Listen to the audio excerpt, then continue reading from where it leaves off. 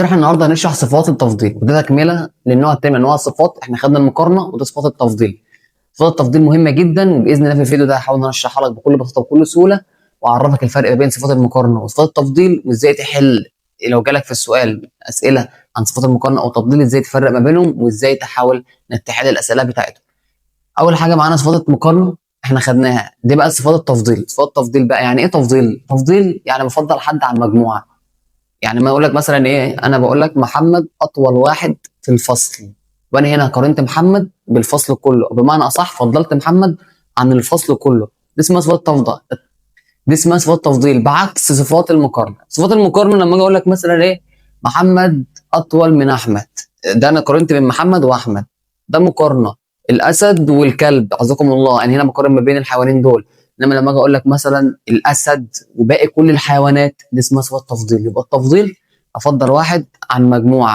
فده باختصار كده يعني ايه صفات تفضيل، واحد واكتر من مجموعه او واحد واكتر من حاجه. صفات تفضيل، تفضيل حاجه كبيره، اكبر من، اقوى من، اشطر من، دي كلها اسمها صفات تفضيل. عندك في صفات شورت وعندك في لون. وقلنا يعني ايه صفه تفضيل قصيره ويعني ايه صفه تفضيل طويله. حاجه سهله وبسيطه خالص. صفات التفضيل القصيره تتكون من مقطع واحد بس، وان سيلابل، زي مثلا عندك tall، عندك big، عندك strong، عندك fat، عندك fit، عندك كل الصفات ديت happy. كل الصفات ديت صفات قصيره. طب ايه اللي يعرفنا ان الصفات دي قصيره؟ سهله وبسيطه خالص برضك، مفيش حاجه صعبه يعني.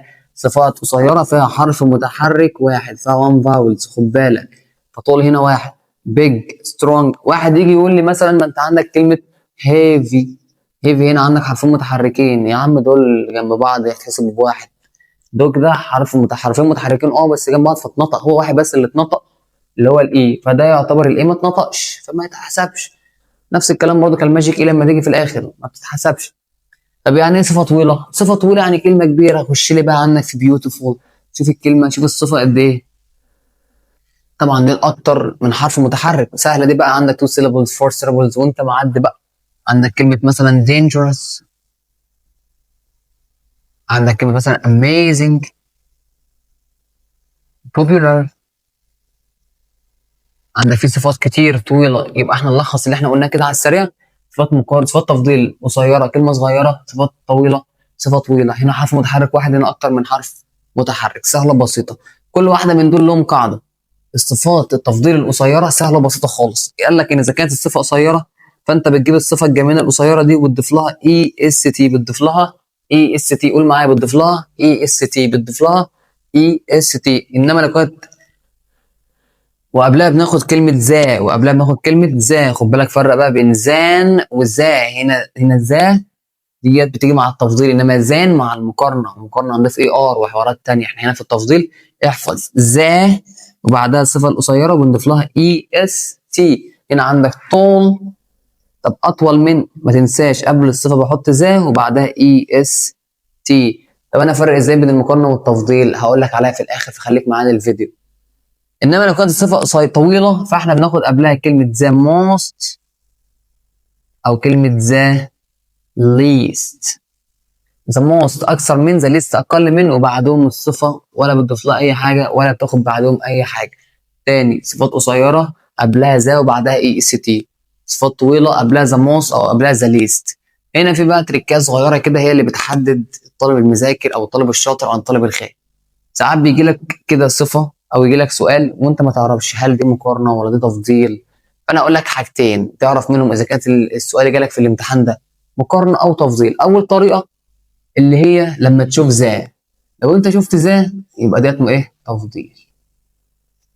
طب لو انت شفت زان يبقى ده على طول مقارنه. دي موجوده في معظم 90% من الاسئله، ذا وزان موجودين. طب لو ما لقيتش ذا وزان ولقيت الدنيا مصعبه عليك، على حسب معنى الجمله. بقول لك محمد اطول من احمد فدول اتنين يبقى ده مقارنه. بقول لك الاسد اقوى من جميع الحيوانات يبقى انا هنا كده اتفضلت.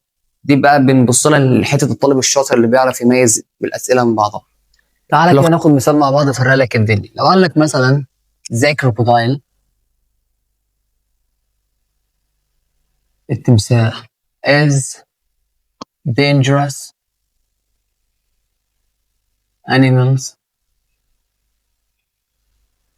in the lake، في البحيرة أو في النهر مثلا. أنت لو جالك سؤال زي ده في الامتحان في ناس كتير هتقع فيه، لأن ده من نوع من أنواع اللي بيقول لك عليه صعبة. ليه؟ لأن ما عندكش هنا ولا ولا عندك زان إن هم يعرفوا لك إذا كان ده مقارنة وإذا كان تفضيل. في الحالة دي نعمل إيه؟ معنى الجملة هو اللي هيعرفها. التمساح، دور بقى على حاجة تانية، هل قارنك بيها؟ لا ما قارنش، ده قال لك التمساح والحيوانات، يبقى ده تفضيل. بدأ على طول صفات إيه؟ تفضيل. أول حاجة تعملها عشان تحل السؤال ده تحدد الأول هل هي مقارنة ولا تفضيل. بعد ما تعرف إذا كانت مقارنة ولا تفضيل فأنت عينك بقى على الصفة، هل هي الصفة طويلة ولا قصيرة؟ إحنا كده عرفنا إن دي صفة تفضيل عشان الكروكودايل وكل الحيوانات. تاني حاجة بقى هل الصفة دي قصيرة ولا طويلة؟ عندك هنا صفة dangerous خطير، طبعا دي صفة إيه؟ طويلة. صفة طويلة تفضيل يبقى ناخد قبلها the more أو the least. طبعا الصفة الأكثر خطورة من الحيوانات كلها لا دي the more. مثال كمان سهل وبسيط يجي يقول لك مثلا إيه؟ he is the generally in the cliff. كل مثلا نقول هي أطول جلد في الفصل. وأقول لك هنا حيوان يصحى. تعمل ايه في الحاله دي؟ اول حاجه نعملها زي ما احنا قلنا نشوف الاول اللي هي مقارنه ولا تفضيل. عندك زي يبقى من غير ما تفكر يبقى تفضيل. ثاني حاجه تبص عليها الصفه، قصيره ولا طويله؟ قصيره. قصيره عندك لها اي اس كي نشوف لك انت بقول لك الصح انت بتقولها جدا. كمان مثال ان يجي اقول لك مثلا ايه؟ احمد في يعني دول in the school.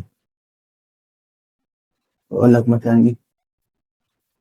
هاني اكثر طالب بيضحك في الفصل كله، يعني هو دمه كتير. اول حاجه نعمل نشوف اول حاجه هل دي مقارنه ولا تفضيل. هنا بيقول لك احمد والمدرسه كلها يبقى تفضيل. ثاني حاجه تبص عليها الصفه طويله ولا قصيره؟ فن قصيره يبقى ناخد قبلها كلمه ازاي؟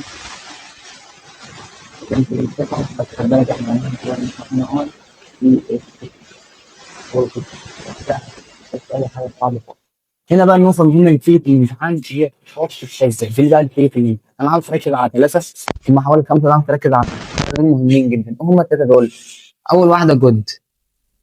جود ديت في المقارنه انت بتحولها لبيتر، وفي التفضيل اسمها ذا بيست. ركز بقى في الكلام. عندك كلمه باد.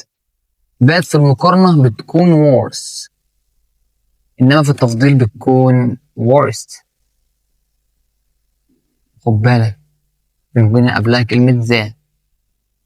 تالت كلمه معاك واللي انا عاوز تعرفها اللي هي كلمه فار، بنخليها في المقارنه farther وبعدهم كلمه ذا. خد بالك في التفضيل بتكون farthest. خد بالك من حته صغيره ممكن تعرفها في الامتحان، بتقول مش هي الكلمه ان فار بتتكتب بالاي وممكن تتكتب باليو، يعني ممكن تقول لك كده farthest وممكن تقول لك كده بحرف الايه؟ اليو. يبقى نلخص كل اللي احنا قلناه كده على السريع كده يعني بسرعه كده نقول ايه؟ قلنا صفات التفضيل بفضل حد عن اكتر من مجموعه او مجموعه، بتتكون من صفه قصيره كلمه صغيره حرف متحرك واحد، صفه طويله كلمه كبيره. الصفه قصيره بنضيف لها اي اس تي وقبلها كلمه ذا، صفه طويله بنضيف قبلها ذا موست او ذا ليست. طب اعرف منين في الامتحان ان دي صفه مقارنه ولا تفضيل؟ اول حاجه تعرف لو شفت ذا يبقى تفضيل، شفت ذان تبقى مقارنه، ودي اللي بتيجي اصلا في الامتحان. طب لو اللي حابب يلعب عليك انت لازم تكون فاهم السؤال وعارف هل ده مقارنه ولا تفضيل.